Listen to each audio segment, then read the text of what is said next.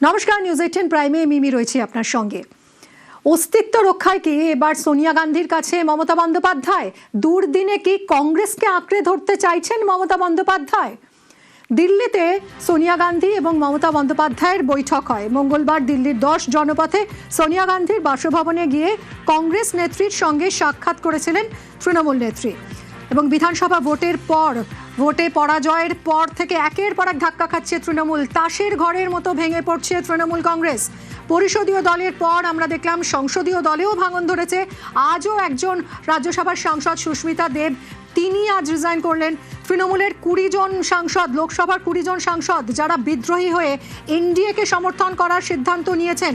এই পরিস্থিতিতে দলের কর্তৃত্ব, এমনকি দলের প্রতীক নাম, এগুলো আর মমতা বন্দ্যোপাধ্যায়ের হাতে থাকবে কিনা তাই নিয়েই যখন জোর জল্পনা চলছে, ঠিক সেই সময় দাঁড়িয়ে মমতা বন্দ্যোপাধ্যায় এবং সোনিয়া গান্ধীর এই বৈঠক অত্যন্ত তাৎপর্যপূর্ণ বলেই মনে করা হচ্ছে। রাজনৈতিক মহলের একাংশ মনে করছে যে দুর্দিনে কংগ্রেসকে আঁকড়ে ধরেই ঘুরে দাঁড়াতে চাইছেন মমতা বন্দ্যোপাধ্যায়। তার রাজনৈতিক অস্তিত্ব যাতে টিকিয়ে রাখা যায় সেই জন্য কংগ্রেসকেই আঁকড়ে ধরতে চাইছেন মমতা বন্দ্যোপাধ্যায়। সোমবারই ইন্ডিয়া ব্লকের বৈঠক হয়। মমতা বন্দ্যোপাধ্যায় এবং সোনিয়া গান্ধী একেবারে পাশাপাশি বসেছিলেন। সেখানে সৌজন্য সাক্ষাৎ হয়েছিল, একে অপরকে আলিঙ্গন করেছিলেন তারা। তার পরের দিনই দেখা গেল যে সোনিয়া গান্ধীর বাসভবনে গিয়ে তার সঙ্গে দেখা করলেন মমতা বন্দ্যোপাধ্যায়।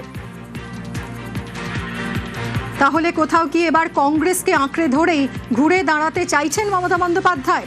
কংগ্রেসে থাকাকালীন রাজীব গান্ধীর অত্যন্ত প্রিয় পাত্রী ছিলেন এই মমতা, এবং সেই সূত্র ধরেই সোনিয়ার সঙ্গেও মমতা বন্দ্যোপাধ্যায়ের রসায়ন বরাবরই ভালো। যদিও রাহুল গান্ধী সম্পর্কে তিনি নানা সময়ে নানা বিরূপ মন্তব্য করেছেন, কিন্তু সোনিয়া গান্ধীর সঙ্গে মমতা বন্দ্যোপাধ্যায়ের সম্পর্ক বরাবরই ভালো। রাজীব গান্ধীর অত্যন্ত প্রিয় পাত্রী ছিলেন মমতা, এবং 1998 সালে কংগ্রেস ভেঙে তৃণমূল কংগ্রেস গড়েছিলেন মমতা বন্দ্যোপাধ্যায়। কিন্তু এই গান্ধী পরিবারের সঙ্গে তার সম্পর্ক কিন্তু ভেঙে যায়নি। জাতীয় রাজনীতির বিভিন্ন ইস্যুতে আমরা দেখেছি যে রাহুল গান্ধীর সঙ্গে মমতা বন্দ্যোপাধ্যায়ের মত পার্থক্য হয়েছে।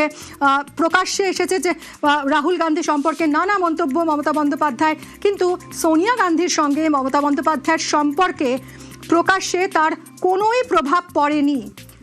এবং রাহুল গান্ধীকে একাধিকবার নিশানা করলেও সোনিয়া গান্ধীর সমালোচনা কখনোই প্রকাশ্যে করেননি মমতা বন্দ্যোপাধ্যায়। আর এবার ভোটে ভরাডুবির পর একেবারে প্রকাশ্যে কংগ্রেসের সঙ্গে সহযোগিতার বার্তাও দিয়েছিলেন মমতা বন্দ্যোপাধ্যায়। কিন্তু 1998 সালে এই কংগ্রেস ভেঙেই তো তৃণমূল গঠন করেছিলেন মমতা। 28 বছর পর সেই মমতাই আবার দল বাঁচাতে কংগ্রেসের শরণাপন্ন হলেন। কি করবে কংগ্রেস, কি করবেন মমতা বন্দ্যোপাধ্যায়, এই মুহূর্তে এই নিয়েই জোর জল্পনা। আর এই নিয়েই আমরা কথা বলেছিলাম নেটওয়ার্ক 18-এর সিনিয়র এডিটর পল্লবী ঘোষের সঙ্গে।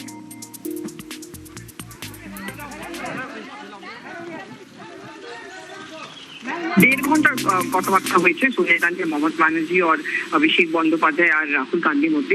মার্জারে বাত এখনো হয়নি। এই সময় খালি সোনিয়া গান্ধী মমতা বন্দ্যোপাধ্যায়ের কথা শুনে বললেন কি আমার সাথেও সেটা হয়েছিল। আমি যখন পার্টিতে প্রেসিডেন্ট হয়েছিলাম তখন আমার পার্টি থেকে অনেক লোকরা বেরিয়ে গেছিল, কিন্তু আমি লড়লাম আর আমাদেরও লড়তে হবে, আর তোমাকেও লড়তে হবে। কিন্তু উনি এই কথাটা প্রপোজালটা দিলেন কি আমরা দুজন কংগ্রেস বা তৃণমূল কংগ্রেস দুজন একসাথে মিলিয়ে লড়বে বিজেপির এগেইনস্টে, তাকে বিজেপি জিততে না পারে। কংগ্রেসের বক্তব্য হচ্ছে যে এই মুহূর্তে যদি তৃণমূল কংগ্রেস ঘরে ফেরত আসে বা কংগ্রেস আর তৃণমূল কংগ্রেসের মধ্যে যদি মার্জার যদি হয়, সব থেকে নুকসান হবে এটাই কংগ্রেস পার্টিকে নিয়ে। কেন একটা মাইনরিটি ভোট ব্যাংকের ব্যাপার আছে, যে কংগ্রেস যে কাডার আছে, ওয়ার্কার আছে যারা গ্রাউন্ডে, যদি মুর্শিদাবাদ, দিনাজপুর, মালদার কথা বলি, ওরা এইসব জিনিস নিয়ে খুব খুশি হবে না। এই জন্য কংগ্রেসের বক্তব্য হচ্ছে যে এই সময় আমাদের সঙ্গে সব থেকে ভালো সময়, কেন তৃণমূল কংগ্রেস ডাউন আছে, বিজেপির সরকার আছে ওখানটায়, আর আমরা এই 5 বছর ধরে কংগ্রেস পার্টি নিজেকে স্ট্রং করার চেষ্টা করতে পারি। হ্যাঁ, সোনিয়া গান্ধী সাপোর্ট দিয়েছে, কেন সোনিয়া গান্ধী আর মমতা বন্দ্যোপাধ্যায় মাঝখানে খুব ভালো রিলেশনশিপ চিরকাল থেকে ছিল। এটা যদি নোটিস করেন, অধীর রঞ্জন চৌধুরী যখন বেঙ্গল কংগ্রেসের প্রেসিডেন্ট ছিলেন তখন সব থেকে বেশি ঝগড়া হতো। কেন? অধীর রঞ্জন চৌধুরী পলিটিক্সটা হচ্ছে অ্যান্টি মমতা বন্দ্যোপাধ্যায়। সেটা কিন্তু তৃণমূল কংগ্রেসকে কোনোদিন পছন্দ ছিল না। এই সময় একটা ফিডব্যাক দেওয়া হয়েছিল কংগ্রেস পার্টিকে, এই সময় যদি অধীর রঞ্জন চৌধুরীকে সরিয়ে দেওয়া কংগ্রেস প্রেসিডেন্ট, তাহলে আমরা তোমাদের সাথে কথাবার্তা করতে পারি। আর সেটা কিন্তু হয়েছিল। অধীর রঞ্জন চৌধুরীকে সরিয়ে দিয়ে এমন একটা লোককে বানানো হলো কংগ্রেস প্রেসিডেন্ট যাকে একটু প্রো মমতা মনে করা হয়। আর এই জন্য পার্টিটা কোনোদিন বড় হয়ে বেরোতে পারেনি। এই জন্য অনেক একটা গ্রুপ আছে কংগ্রেসের মধ্যে যাদের যারা ভাবে যে আবার যদি অধীর রঞ্জন চৌধুরীকে আমরা ফেরত নিয়ে আসি অ্যাজ কংগ্রেস প্রেসিডেন্ট, তাহলে কংগ্রেস কিন্তু আবার ডেভেলপ করতে পারে, কংগ্রেস আপনি পুরো পজিশনটা আবার নিতে পারে। কিন্তু কি রাহুল গান্ধী, সোনিয়া গান্ধী এটার জন্য অ্যাগ্রি হবে? কি ওরা মনে করে হয় যে এখন আমাদের তৃণমূল কংগ্রেসের আগেন্স্ট লড়াই লড়তে হবে? এইটা যদি হয় তাহলে হয়তো ওরা অধীর রঞ্জন চৌধুরীকে ফেরত আনতে চাইবে না। অনেকদিন পরে নোটিস করলাম যে মমতা ব্যানার্জি যে প্রথম একটা পজিশন ছিল যখন ইন্ডিয়া ব্লকটা তৈরি হয়েছিল, ওটা তখন ভীষণ স্ট্রং ছিল। তখন ও মুখ্যমন্ত্রী ছিলেন, পার্টিও সব একসাথে ছিল, সব থেকে বেশি এমপি ওদের ছিল পার্লামেন্টে, এমএলএ তো ছিলই। কিন্তু এইবার ও এমন দিনে এই মিছিলটা হচ্ছিল যেখান থেকে তৃণমূল কংগ্রেস থেকে অনেক লোকরা ছেড়ে চলে গেছে।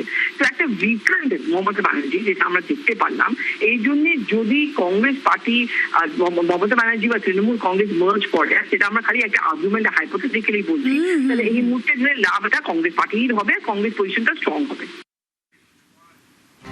আর এই নিয়ে কি বলছেন প্রাক্তন প্রদেশ কংগ্রেস সভাপতি অধীর রঞ্জন চৌধুরী, শুনবো। এই মুহূর্তে তৃণমূল কংগ্রেসে আপনি দেখছেন কিরকম ভাঙাভাঙি হয়ে গেছে, কিন্তু এই মুহূর্তে কি আপনার মনে হয় যে কংগ্রেস পার্টির জন্য বেস্ট চান্স? কেন ওই মার্জার ফার্জার করতে গেলে কংগ্রেসের লোকসান হবে? বেটার চান্সের কথা বলছি না, আমার বক্তব্য হচ্ছে নির্বাচনের পর যখন একটা সরকার চলে গেল, টিএমসি সরকার, যাদের বিরুদ্ধে মানুষের যেমন অভিযোগ ছিল আমাদের অভিযোগ ছিল, এবং আমাদের লড়াইটা করতে হয়েছিল টিএমসির বিরুদ্ধে এবং বিজেপির বিরুদ্ধে, উভয়ের বিরুদ্ধে। কিন্তু আমরা মূলত মমতা ব্যানার্জি ক্ষমতা আসার পর আমরা যেহেতু তাদের সরকার, সেই সরকারের অত্যাচারের শিকার হয়েছিলাম আমরা বেঙ্গলে। স্বাভাবিকভাবেই সারা পশ্চিমবঙ্গ জুড়ে কংগ্রেস পার্টির কর্মীদের মধ্যে চরম এই সরকারের বিরুদ্ধে ক্ষোভ, আক্রোশ, ক্রোধ সব ছিল এবং আজও আছে। এবার পশ্চিমবঙ্গে সরকারের পরিবর্তন হয়েছে, নতুন যে সরকার এসে আগামীতে তাদের হয়তো আক্রমণের শিকার হব আমরা।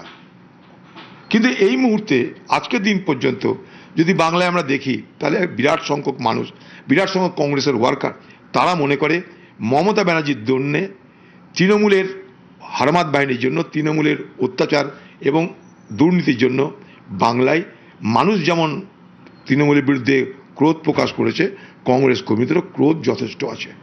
তো এই জায়গায় দাঁড়িয়ে কোথায় মার্জার হবে, কোথায় অ্যাকুইজিশন হবে, এসব নিয়ে না আমি জানি না ওয়ার্কাররা জানে। তো স্বাভাবিক বাংলার কংগ্রেস যারা কর্মী তারা কিন্তু ব্যাপারটা বুঝতে আছে, তার দ্বন্দ্বে, যাকে বলে দ্বন্দ্বে আছে, কনফিউশনে আছে। বাকি আমার পার্টি যখন ব্যাপারটাকে পরিষ্কার করবে তখন আমরা জানতে পারবো, তার আগে তো কিছু বলতে পারি না। বাংলার কংগ্রেস কর্মীরা এই গোটা বিষয়ে দ্বন্দ্বে রয়েছেন বলছেন অধীর রঞ্জন চৌধুরী, যে অধীর রঞ্জন চৌধুরীকে আমরা বরাবর দেখেছি তীব্র বিরোধিতা করতে তৃণমূল কংগ্রেসের মমতা বন্দ্যোপাধ্যায়। সোনিয়া গান্ধীর সঙ্গে গতকাল মমতা বন্দ্যোপাধ্যায়ের যে বৈঠক, তাই নিয়েই জল্পনা এখন তুঙ্গে। তাহলে কি অস্তিত্ব রক্ষায় সোনিয়ার কাছে মমতা বন্দ্যোপাধ্যায়? এই দুর্দিনে কি তাহলে আবার কংগ্রেসকেই আঁকড়ে ধরতে চাইছেন মমতা বন্দ্যোপাধ্যায়? 98 সালে যে কংগ্রেস ভেঙে তৃণমূল কংগ্রেস বানিয়েছিলেন মমতা, আজকে দুর্দিনে সেই কংগ্রেসেরই দ্বারস্থ হচ্ছেন তিনি। কোথাও একটা বৃত্ত সম্পূর্ণ হচ্ছে। দিল্লিতে সোনিয়া গান্ধী এবং মমতা বন্দ্যোপাধ্যায়ের যে বৈঠক, সেই বৈঠকে তৃণমূলের ভাঙন নিয়ে দীর্ঘ আলোচনা হয় বলে জানা যাচ্ছে, এবং বিজেপিকে ঠেকাতে সবাইকে এক হয়ে কাজ করতে হবে এমনই বার্তা দিয়েছেন সোনিয়া। কংগ্রেসের সঙ্গে হাত মিলিয়ে কাজ করতে হবে এমনই বার্তা দিয়েছেন সোনিয়া গান্ধী। মমতা বন্দ্যোপাধ্যায়কে প্রস্তাব সোনিয়া গান্ধীর, এমনই সূত্রের খবর। আর এই নিয়ে কি বলেছেন প্রদেশ কংগ্রেস সভাপতি শুভঙ্কর সরকার এবং আব্দুল মান্নান, আমরা শুনব। देखिए, पॉलिटिक्स है आर्ट ऑफ पॉसिबिलिटीज, संभावनामय शिल्प है। तो कल कुछ भी हो सकता है।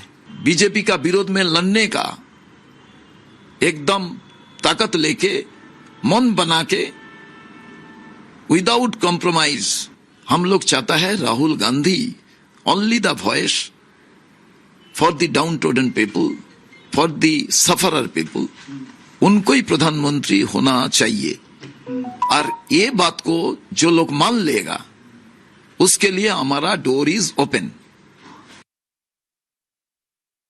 নর্দমার জল যদি পুকুরে পড়ে বা নর্দমার জল গঙ্গায় পড়ে গঙ্গার পবিত্র জলকে নষ্ট করে দিয়েছিল। রাজীব গান্ধীকে গঙ্গা অ্যাকশন প্ল্যান করে সেই জলকে পবিত্র করতে হয়েছে। তৃণমূলের এখনো যারা আছে তারা তো সেই নর্দমার পরিত্যক্ত জল ছাড়া আর কিছু নাই। ওগুলোকে নিয়ে কংগ্রেস কেন নিজের